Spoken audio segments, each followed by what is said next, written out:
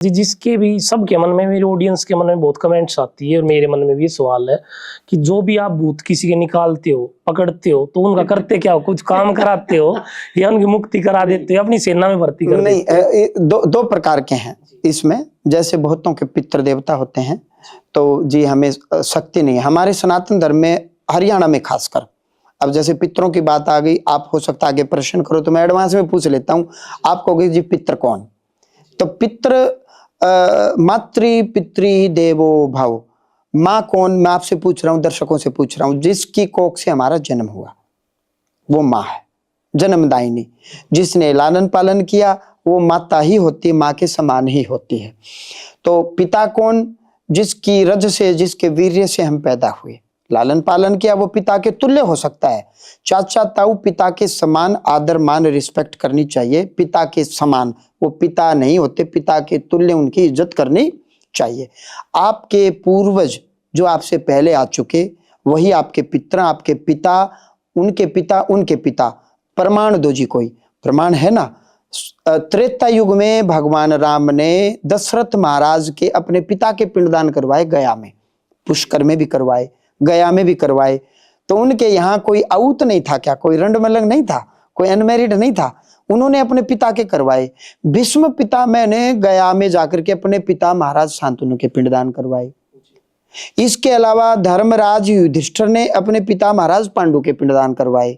बड़े बड़े कैबिनेट मंत्री, भौतिक जगत में बड़े बड़े मुख्यमंत्री गया में जाके अपने माता पिता का श्राद्ध करते हैं। जो आउत होते हैं, जिनके माध्यम से वंश वृद्धि नहीं हुई, चाहे वो महिला हो चाहे पुरुष हो। देखो, हमारा समाज पुरुष प्रधान समाज रहा है। हरियाणा में विशेषतया जो कुंवारा या रंड मलंग मर गया वो होता है पितर।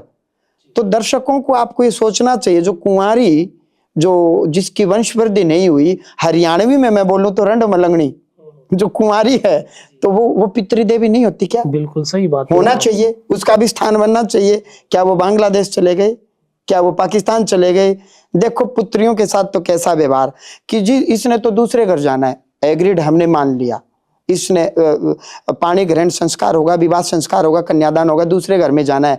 वहां जाकर के यदि वंश वृद्धि नहीं हुई तो ऐसी हमारी चाची ताई जिनके बच्चे नहीं हुए अपने, तो वो अऊत माने गए हैं। भले ही विवाह हुआ हो लेकिन उनके अपने बच्चे नहीं हुए।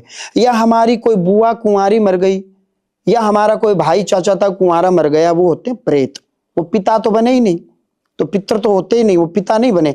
लेकिन हमारे जो पितर होते हैं, हमारे पिता, उनके पिता पितामह, उनके पिता पर पितामह, जो बड़े पितर हो गए, वो क्या करते हैं, जब अमावस्या को हम उनका भाग निकालते हैं तो वो कहते हैं कि आ जाओ, हमारे बच्चों ने ये दिया है, ये तुम स्वीकार कर लो। यदि वो सात्विक प्रेत होंगे तो वो हम जो अमावस्या को हमारे बाप दादा को जो देते हैं, उसी में से वो अपनी जमात में बैठा लेते हैं उनको, और वो भाग देते हैं कि लो हमारे बच्चों ने ये दिया है। लेकिन वो बेगाना समझते हैं। हमारे पास जो श्रद्धालु आते हैं, यदि हमने उनको पितरों को अपने घर में धाम में बैठा लिया तो वहां वैक्यूम हो गया।